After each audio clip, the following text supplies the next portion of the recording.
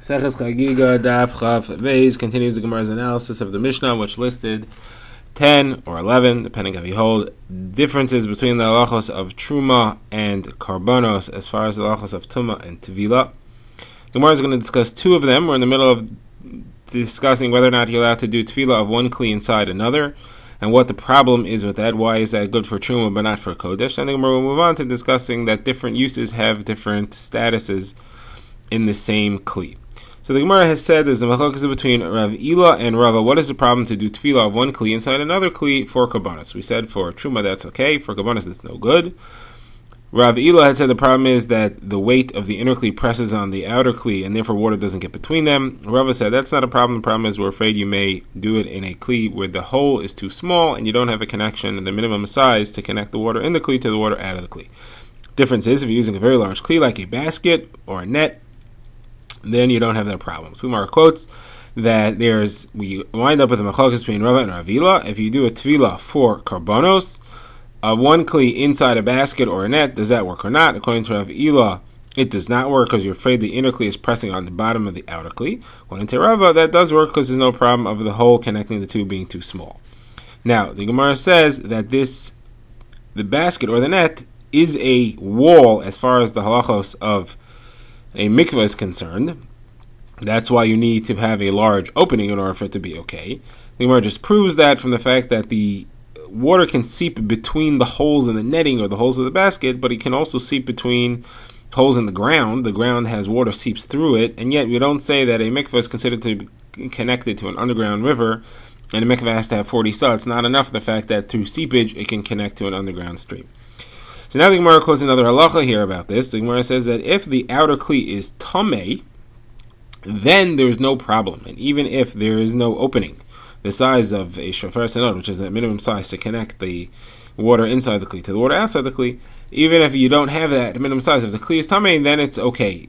Any tvila of the outer kli is okay for the inner kli if the outer kli is tamei. The reason is that the water has to be considered part of the water that's inside the kli has to be connected to the water that's outside the kli in order for it to be a tefillah for that kli. That kli is itself having a tefillah happening to it.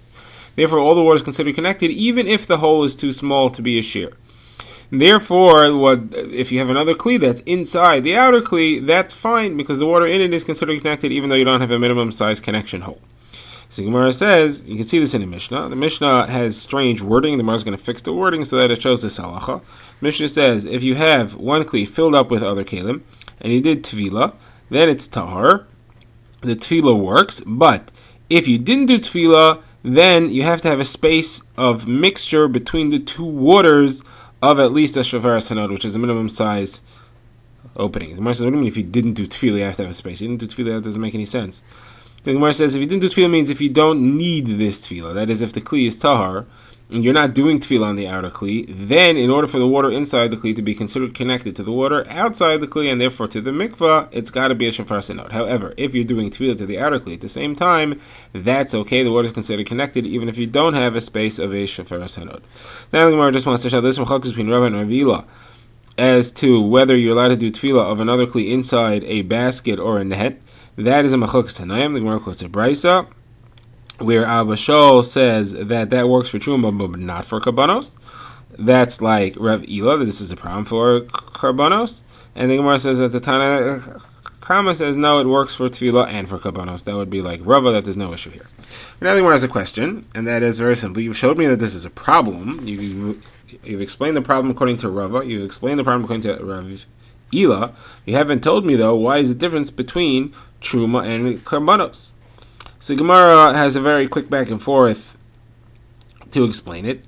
The Gemara first says that as far as truma is no problem, even if we'll have a potential problem, because the only people that are doing tefillah on truma is Talmidei Chachamim. Talmidei Chachamim know about these concerns. They're going to make sure water gets between them, and that water gets into a hole that's large enough inside the inner kli. So Gemara says, well, if that's true, that it's only Talmidei Chachamim, then it shouldn't be a problem even for karbonos. Talmidei Chachamim also the only ones that are doing a karbonos. Gemara says, yeah, but in Amarts might see and not understand what halacha is supposed to be and learn from them that you're allowed to do tefillah of one kli inside another kli.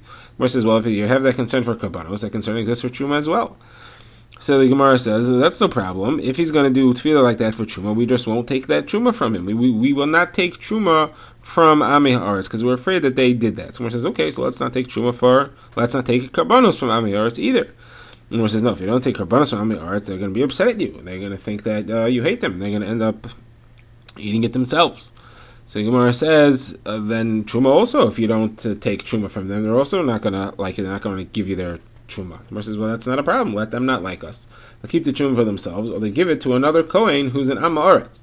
So the Am Haaretz will like the Am Haaretzim. They won't like the Talmidei Chachamim because we're not accepting Truma from them. Fine, they'll give it to somebody else. But if they don't give the Karbanos to Talmidei Chachamim, then they're going to end up eating it themselves. Then you have a serious problem. You're going to have Karbanos, meat being eaten by the wrong individuals, and that will be an issue. Either that or will be left to spoil. So Gemara says, okay, who is the opinion though that holds of this concern that the Am Haaretzim will not like the Talmidei Chachamim and therefore come to do a wrong halacha? The Gemara says that's the opinion of Rabbi Yosi. The Gemara quotes a brayso which shows Rabbi Yosi holds this. He says, what is the reason that everyone's accepted? Everyone is believed to say that wine and oil are tahar all the days of the year. In order, so Rabbi Yosi says the reason is because we don't want people doing their own nisachim, pouring their own wine, or using their own oil on a backyard mizbeach of their own invention and doing their own paraduma. We can't have people doing their own thing. And therefore, we have to make sure that you don't have a situation like that where there's friction between Talmidei Chachamim and Am Haaretzim. Okay, says the Gemara, based on that, it's also Rabbi Yosef's opinion that as we accept testimony from Am Haaretzim in today's day, again, for the same reason, we don't want to create friction between the two. Then there was another question, though. You were saying that we don't have to be concerned that the Am Haaretzim will not want to give the Truma to Talmidei Chachamim because they could always give it to other Kohanim. Fine. But why don't we be concerned that their Kli will be Tamei, and we're going to borrow their Kli from them, we'll end up using the Kli of an Am Haaretz which has not had a proper tefillah.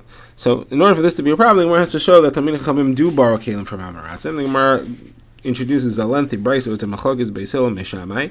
The upshot of this brayso, as far as we're concerned, will be that we do borrow kalim from Am Haaretzim. So let's see the brayso. The brayso says machlokes between Beis Hillel and Shammai, if a kli cheres, if an earthenware kli can block Tumah or not. Now the halacha is that a kli cheres does not receive any tumah from its outer surfaces. Its outer surfaces cannot become tamei no matter what touches them. So if you have a sealed kli cheres, it should be able to block tumah from anything inside. Nothing inside could become tamei because the only tumah that could touch it would be on its outside, and its outside is not makabel tumah. Also, if you have a space between two rooms, let's say a lower floor and an upper floor, and you stick a kli cheres in there blocking the space, it should keep the tumah out. It should block it on one side. Since it can't become tamei itself, it should block the tumah from being able to pass through. So Beis Hillel says, yeah, it blocks. What's inside doesn't become tamei, and what's trying to pass through to get through the hole that's blocked up by a kli cheres, tumah can't pass through that. A kli cheres is an effective blockage of tumah trying to get through a hole. Now Beis Shammai says not. Beis Shammai says no. What's inside becomes tamei and it passes through it. So Gemara says, Beis Hillel said to Beis Shammai, why would you say that? How could that be? Don't we know that it blocks tumah? So the Gemara said that Beis Shammai answered no, but the problem is that we're afraid that the kli itself is tamei, and a tamei kli cheres doesn't block tumah because it itself is tamei. It can't block tumah.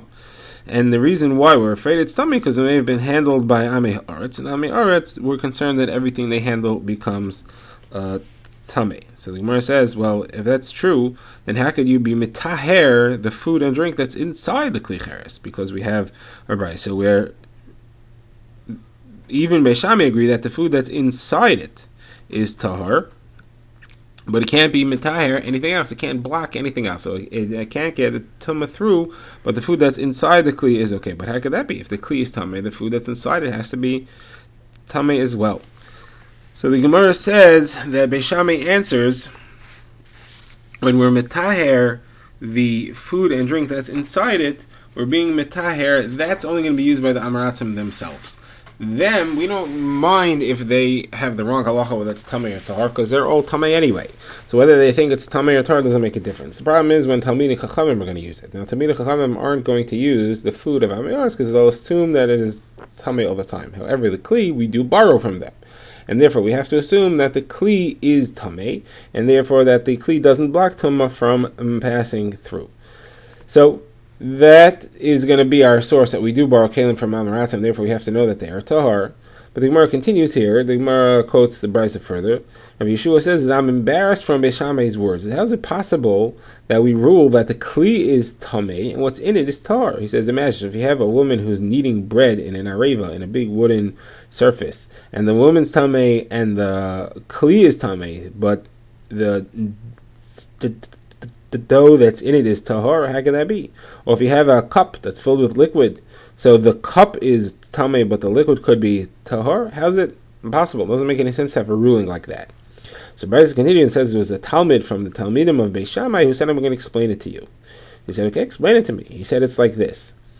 Do you agree that a kli that it's tamei cannot block tumah? He said, yes, a kli that's tamei cannot block tumah. He said, do you agree that a kli of an amaretz is automatically considered to be tamei? He said, yes, I agree to that as well. So, do you think that if you tell him that his kli is tamei, he's going to accept it from you? So he said, no. And he said, not only that, he's even going to say, no, my kli is tahar, your kli is tamei. They're going to get insulted about that. So therefore, we can't tell them that it's tamei. Therefore, we have to assume that it's tamei. We have to give the halacha of tumah to it, whether it's tamei or not. So we have to make it tamei, even though the food inside it is tahar. So when Rav Yeshua accepted this, and he was embarrassed as to what he had said about Beis Shammai, and he went and he prostrated himself on the grave of the Talmidim of Beis Shammai, and he said, I apologize to you, the bones of the Talmidim of Shammai.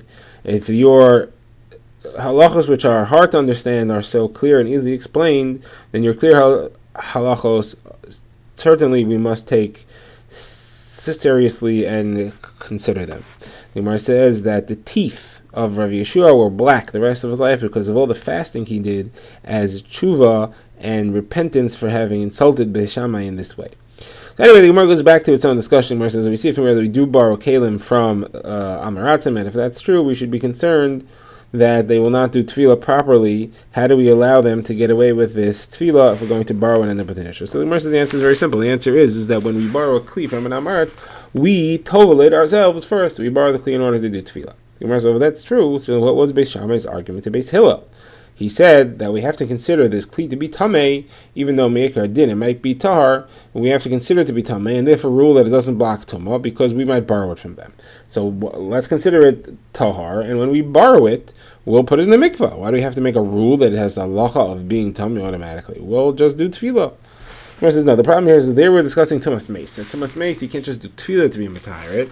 It needs to be sprinkled with paraduma water on the third day and on the seventh day. You can't borrow the kli for 7 days and then start using it. Nobody's going to lend it to you for that long. So therefore, as far as tumas meis, you can't just assume that you'll do tahara procedure. You have to consider it to be tamei automatically. You can't assume everybody will do tefillah even if it's tahar. However, as far as our suga, we just could put it in the mikveh for 1 day, that's fine, that's not an issue. The Gemara now asks, is it really true to say that Amaratzim are not believed to do tefillah properly? I have a brisa that says Amaratzim are believed that their tefillah is okay. If they say that they were matayr something, then we assume that they're right. So Gemara says it's not a kasha. It depends what you're talking about. If you're talking about the Amaretz himself, that he was matahir himself, he went to the mikveh, or he did sprinkling of paraduma water correctly, that we believe him. That he was matahir his kalim, that we don't believe him. That's Abai's answer. Rava says no, we're both talking about kalim. One is talking about where he got into finely detailed halacha, so one is talking about where he told you a general status of the kli. So if he said, I never did tevilah of one kli inside another kli, then you could assume that that's correct. He never did that, and you could trust him that his tevilah is okay. If he said, though, I did tevilah of kli inside a kli, but I made sure that water got between everything, and that the opening of the outer kli was at least a minimum size as far as a node, then you don't believe him, because that's a complex halacha. And I'll show you in another brisa, we don't believe Amaratzim to say complex halachos. If an Amaret says that I was dealing with fruits, and they never became wet, so therefore they were never hochshar for tumah, they were never ready to be mekabel tumah, and therefore they're not tomei, you could believe him. But he says, no, they were hochshar, but I was careful that it didn't become tamei, that's already too finely detailed that we don't believe him. So the Gemara asks, you're telling me, according to Abaye at least, that you trust him to say that he did Tevilah and Tahara on his body himself. That's not true. We see a brisa that says that a Talmid Chacham who shows up and he says, okay, I'm ready for Paraduma water to be sprinkled on me, so we sprinkle it on him. If Amar shows up and says, I'm ready, we don't believe him. We say, no, first show me 3 days since your Tumah began, then I'll sprinkle it. We're not going to trust him to count on his own. So you see, we don't trust him on himself. So I says, well, that's exactly the point. Because we're so untrusting of him, and we're going to make him do 3 days over again, therefore he makes sure that he does it right. Because we make him do the whole procedure over again, and that's how we know that it's going to be done correctly, and his tahara is correct after all, because we're so careful, and we take nothing for granted in the actual tahara process. He comes back afterwards and says he did it right, then he's tahar now, then we'll accept that. Okay, this concludes the Gemara's discussion. Now the Gemara goes back to the Mishnah where we had said that there's another difference between the halachos of Truma and the halachos of Karbanos. That as far as a kli that has multiple uses, when it becomes tamei in one surface that serves one of its uses, as far as Truma is concerned, it's not matame any other part of the kli. As far as Karbanos is concerned, it is matame other parts of the kli. Now, there, the Mishnah had mentioned 3 potential uses in a kli. It said the outside, the inside, and the tzbita. So Gemara says, what are these things? So the Gemara says, the outside and the inside means if the outside became tamei with water, with liquids, and the inside, or the handle, or the ear of the kli, or the lip of the kli, became tamei on the inside, those are 2 separate tumas. Rashi explains, liquids are matami a kli midirabanan. Midaraisa, only the liquid that comes from a zava, or a nida is metame a kli, because that's an avi avos hatuma, or an avatuma.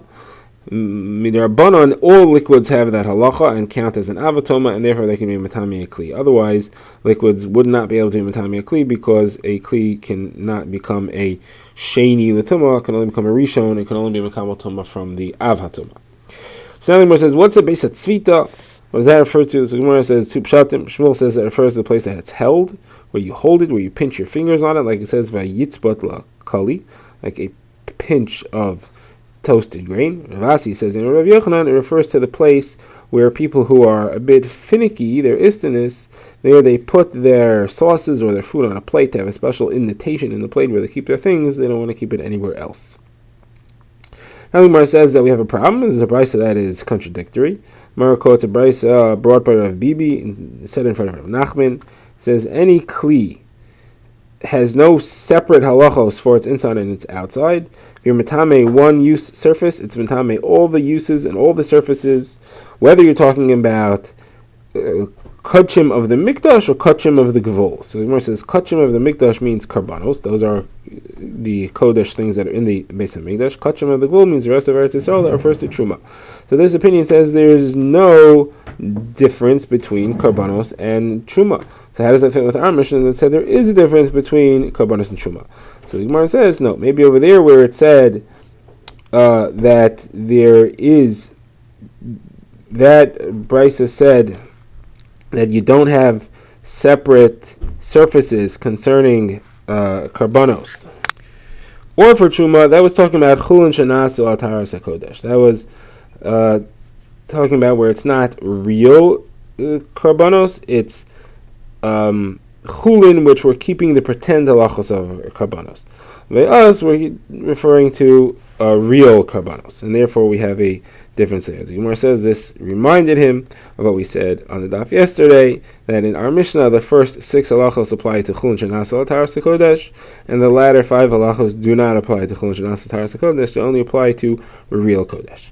Okay, the Gemara just ends off with the next difference between truma and karbanos, which was somebody who's carrying a medrash, someone who is carrying an item that bore the weight of a nida zav or zava. It's called tumas medrash. Somebody who's carrying that in a way that does not matame him, he's not allowed to carry a sealed barrel of karbanos, but he is allowed to carry truma. The Gemara says, what's the reason? Because of an incident that happened, or he said the name of Shmuel, was a person who was carrying a barrel of wine, which was carbon wine, it was kachim. Was carrying it from place to place, and a strap broke on his shoe. He took off the shoe and put it on top of the barrel. It fell in the barrel, and it was matame all the wine that was inside it, and therefore they said anybody who's got a medrash shoe or any measures object is not allowed to carry carbon wine or any other carbon food material.